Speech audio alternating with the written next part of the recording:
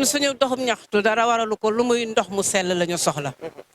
te ñun dañuy forcer ndox moo xam ne vraiment ndox mi dafa nekk ndoxu calcaire kese ndox mi mënul fóot mënul sangu mënul togg ñebbe baaxul ci gàncax gi day rey gàncax donc ñun ñuy réclamer ndox mi nga xam ne am nañu fukki forage yu ñu gas au niveau de Palam dans le Diobass ndox moom mu ngi traversé fii ci biir Sange mu traversé Sange jëm Thiès di servir Thiès di yokk doole Dakar ñun mënuñu cee jot ñu dem def réclamation ñu ne ñu léegi ndox mi mën nañu ko jox samedi ba samedi te ñuy fay suñuy facture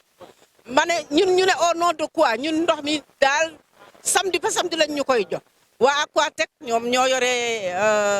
kii bi forage bi mais forage bi l'eau est inconsommable ñu ne ñoom mën nañ ñu ko jox samedi ba samedi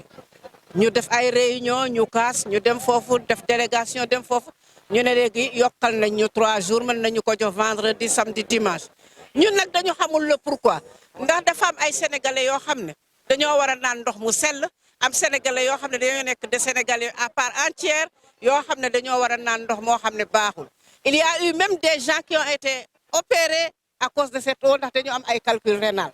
man ñun réclamation bu nekk def nañ ko à l'amiable fu nekk dem nañ fa du direction hydraulique du ministère ñun xamuñu le pourquoi te ñaari ministre ñoo ñëw def fii réception ndox mi il y a eu le ministre Alioune Sarr et le ministre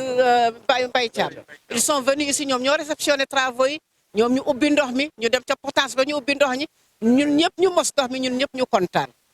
te fii am na régal bu ñu fi tabax au niveau de la rue fii ci booy dugg dëkk bi pour ndox mi mën a dugg ci biir dëkk bi et ñun li ñu ministre Alioune Sarr xamaloon moo nekkoon que ne ndox mi ak fu mu mënti de li seen accord ak ñoom moo nekkoon ne ndox mi bu duggee ci biir Diobass bu jaaree biir Diobass fépp fu mu jaar ci Diobass waa Diobass yooyu dañoo war a naan ci ndox mi ñëpp ñu ngi ciy naan nag ba mu des Sange parce que Sange Aquatec moo fi nekk teg fi loxo ne ñoom daal forage bi duñ ko bàyyi tey duñ ko bàyyi suba parce que seen intérêt mu ngi ci xam naa loolu te loolu du yoon ñun ñu forcé ñu ndox mi ñuy fay suñuy facture man mosuma gis borom kër bu joxe dépense ba pare ñu taajal ko ceeb ne ko nii nga koy lekkee on comprend plus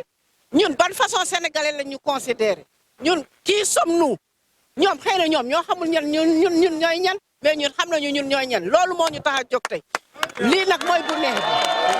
da ngeen bëgg ñu branché leen ci KMS 3 bi. branché nañ ko ñoom ñoo ko dul ubbi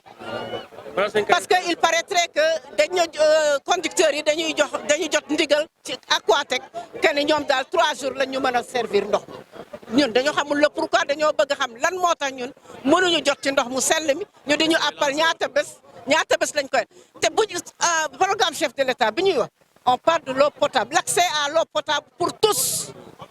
ñun waa Sange lu tax ñun ñu bedd ñu ay sénégalais à part entière lañu loolu laay laaj ñun loolu la ñu bëgg a xam tey di sant population Sange bi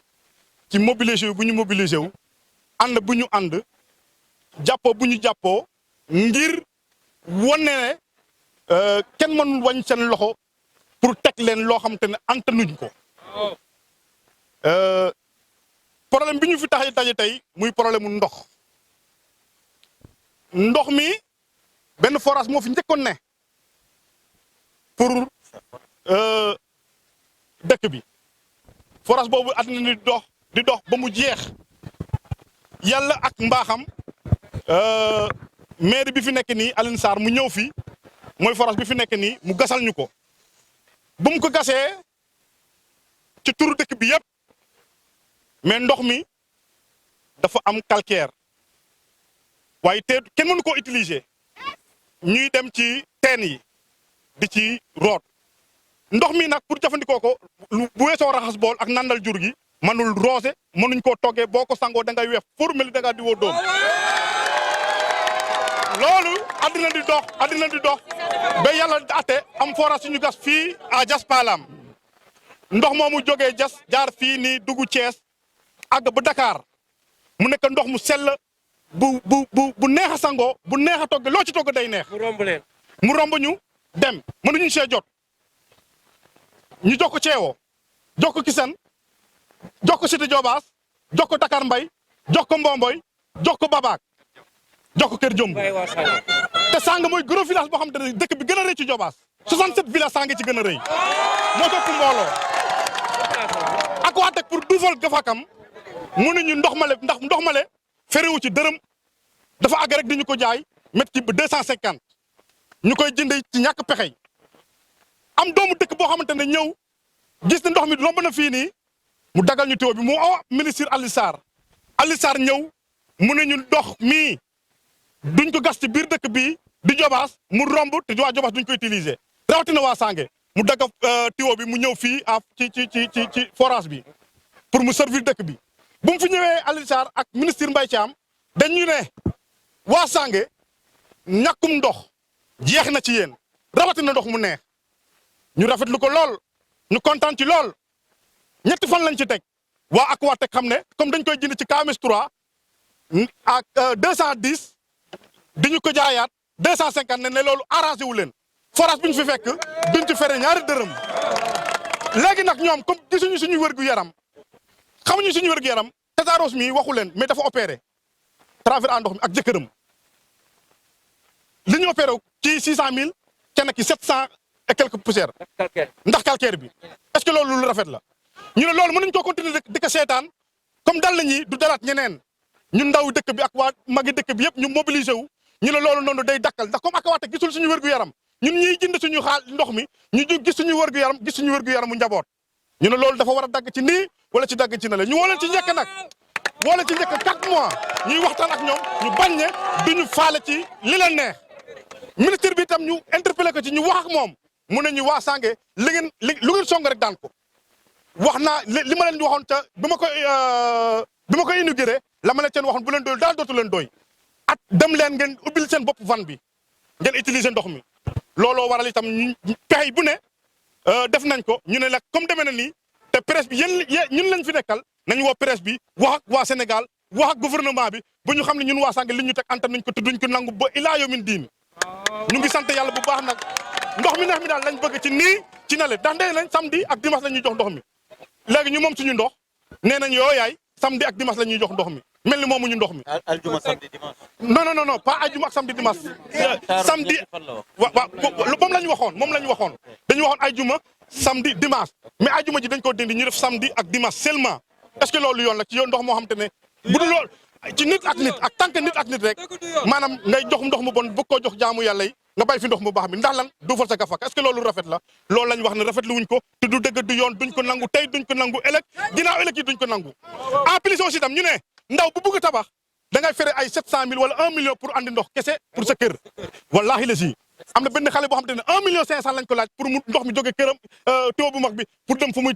bâtiment yi sancan yi ngay gis nii yëpp amul benn sancan bu ci am ndox te ay jeunes yoo xam te ne yu am jom yu takku ba tabax am jeunes yu takku pour tabax mais amuñu ndox waa nit est-ce que mën naa dund sans ndox mënul ne kon jeunes yooyu nag dañoo bëgg a tabax te dañoo bëgg am ndox loo tax ñu ne nañ takku xeex loolu pour ñu am ndox mu sell te baax te puis mu yomb ku bëgg a xëcc bu njëkk bi fi nekkoon boo bëggee xëcc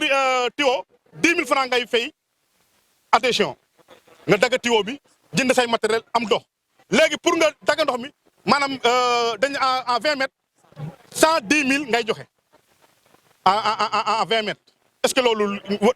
ci Sénégal fi ñu toll ci Sénégal ak avancement wu réew est-ce que war nañoo mën a nangu loolu ñu teg ñu ko ñu ne loolu noonu duñ ko nangu tey duñ ko nangu ëllëg te puis niñ ko joxe Kisane 250 ñu joxe ko Ceewo 250 ñu joxe ko Babak 250 moom la ñu wax ne kenn duñu njaral kenn duñu teg lu ñu antanul à 250 francs lañ ñuy joxe ndox mu neex mi tous les jours 24 ñun waa Sange loolu lañ bëgg nag jërëjëf. Djibi Don Diouf, fils du village, qui a eu à mener des activités dans le cadre de ce problème. Je m'en vais vous en faire le résumé. Depuis l'avènement du réseau KMS 3 dans le village, la promesse a été faite au village que désormais, le problème d'eau auquel le village était resté confronté pendant des années allait connaître une fin. Parole de Serigne Mbaye Thiam, ministre de l'eau et de l'assainissement, en présence de son collègue M. Alioune Sarr. Tout le village était vraiment très heureux ce jour-là, très content. Et 3 jours après, le village s'est rendu compte que cette promesse qui lui avait été faite n'a pas du tout été respectée par Aquatech. on a commencé à sentir une sorte de mélange entre les deux eaux, ce que les gens ne pouvaient pas supporter. On s'est réunis en comité directeur pour réfléchir sur la situation. De là, on a demandé à accéder à la direction générale de Aquatec. On a mandaté le chef de village qui a été voir. Ils lui ont demandé de nous dire qu'on pouvait passer. Nous allons formuler une délégation, nous sommes allés voir. Nous avons rencontré le directeur général aussi bien que le directeur régional. Nous leur avons exposé les faits. Ils ont reconnu. Le seul hic est que Aquatec ne regarde que ses intérêts financiers au détriment des intérêts de la population. Pourquoi je dis cela? Parce qu'Aquatec a trouvé sur place un réseau bien installé, avec un puits déjà foré. Donc, ils ne font que commercialiser l'eau, ils n'ont pas dépensé, ils n'ont pas fait de frais. Et cette eau qu'ils commercialisent leur revient à 250 francs le mètre cube. Quel est le problème du village? C'est un problème de santé. La consommation de cette eau a causé des problèmes de santé à nombre de personnes dans le village. Madame la mairesse, qui a parlé tout à l'heure, a eu à faire une opération parce qu'elle avait des problèmes de calcul. De même que son époux. Il y en a d'autres qui peut-être prennent la maladie jusqu'à présent, mais qui ne le savent pas. Nous leur avons attiré leur attention là-dessus. Avec l'eau, les femmes ne peuvent pas faire la cuisine, elles ne peuvent pas faire le linge, on ne peut pas arroser. Quand on se lave avec l'eau, au sortir du bain, on est tout blanc. Nous avons dit, attention, il y a problème. Donc nous, ce que nous demandons, c'est d'accéder à l'eau potable à l'image de tous les villages environnants. Ils nous ont dit oui, cela nous voulons, mais d'après les calculs que nous avons faits, si nous faisons cela, vraiment, on aura des problèmes financiers. Nous préférons l'eau, dans un premier temps, ils avaient dit le samedi. Nous avons dit non, le samedi, ça ne suffit pas. Ils ont dit le samedi et le dimanche. J'ai dit à Ansou Niabali, le directeur général, monsieur le directeur, revoyez ce que vous dites. Il m'a dit, bon, monsieur Diouf, puisque vous nous tordez la main, nous allons vous donner l'eau pendant 3 jours, vendredi, samedi et dimanche. En attendant, c'est là où ils sont tombés dans le piège. Ils nous ont dit qu'il y aura des rencontres qui devront se faire au niveau supérieur. Ils vont soumettre le problème au gouvernement afin que Sangué puisse accéder à cette eau d'une façon définitive. Nous sommes restés 6 mois après, on s'est rendu compte qu'il n'y a pas eu de changement de situation. Au contraire, la situation commençait à empirer. Les 3 jours francs qu'ils nous avaient promis dans la semaine, on ne pouvait plus les avoir. Alors, on a pris d'autres engagements. Nous avons écrit aux autorités et nos correspondances avec, disons, des pétitions ont été acheminées jusqu'au ministère. Et en conseil des ministres, des directives ont été données à Serine Baïtam, qui a appelé le directeur de l'OFOR, lui a donné des directives. Ce dernier a appelé le directeur général de Aquatec, lui a dit régler le problème de Sangué. Il a promis de régler, mais jusqu'à présent, ils n'ont pas réglé. On était en train de chercher à avoir une audience auprès du ministre. Son DAF nous a dit, écoutez, le ministre a commandité un audit parce qu'il y a trop de problèmes. Effectivement, le chargé de l'audit, un certain monsieur Adamasso, est venu. Il a séjourné dans le département le 22, le 23 et le 24 juin passé. Il est venu rencontrer le chef de village pour s'enquérir de la situation. J'ai parlé avec lui au téléphone. Il m'a demandé de lui donner une copie de la lettre que nous avions adressée au ministre, ce qui a été fait. Il m'a dit, monsieur Diouf, vraiment nous savons que vous avez des problèmes et que nous espérons que quand nous aurons déposé nos conclusions, le ministre va prendre la décision qui s'y est. En attendant cela, nous nous sommes dit, nous n'allons pas continuer à rester les bras croisés. Nous allons encore nous manifester en mettant en branle notre plan B. C'était l'organisation d'une marche en la date d'aujourd'hui, à laquelle vous avez été conviés pour vraiment partager l'information avec nous, pour nous faire partager l'information avec tout le monde, que tout le Sénégal, que tous les autres pays sachent qu'au Sénégal, dans la région de Thiès, dans le département de Thiès, le plus grand village de la commune de Noto Djobas, communément connu sous le nom de Sangué Djobas, a des problèmes d'eau potable. Et nous voulons qu'on mette un terme à cela. La population est estimée à combien? La population est estimée à plus de 2000 âmes. Donc c'est le plus gros village de la commune de Noto Djobas. Donc nous ne pouvons plus accepter d'être l'otage de Aquatec. Nous disons non, non, non. Je vous remercie. Monsieur Diouf, la prochaine étape, c'est quoi si rien n'est réglé? Bon, nous attendons la décision que le ministre va prendre après avoir reçu les conclusions de l'audit. Et nous espérons que cette décision nous sera favorable.